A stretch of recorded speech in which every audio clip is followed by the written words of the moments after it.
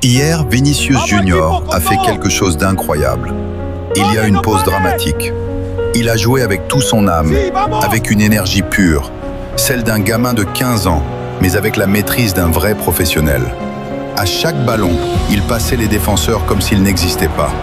Impression de dribble rapide, suspense, les laissant derrière lui, bouche bée, incapable de suivre le rythme de ce véritable guerrier du football. Le stade tout entier était en ébullition. Chaque spectateur debout, criant, encouragé par cette démonstration de talent brut. Même les meilleurs défenseurs, ceux que personne ne peut arrêter, n'ont pas pu l'empêcher de progresser, de créer des occasions, de changer le cours du match. On voyait dans son regard la détermination, cette volonté inébranlable de toujours aller plus loin, de repousser ses limites, de marquer l'histoire.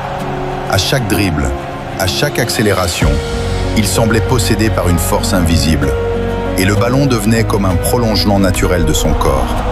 Si Vinicius Junior continue sur cette lancée, si cette rage de vaincre et ce talent explosif restent intacts, alors le Ballon d'Or n'est plus un rêve, mais une conséquence naturelle de son incroyable travail et de son courage sur le terrain.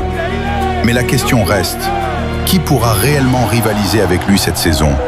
Les grands noms du football mondial sont là, prêts à tout donner. Mais face à une telle détermination, à une telle magie, il est difficile de l'arrêter. Chaque match devient un défi pour ceux qui osent se tenir devant lui.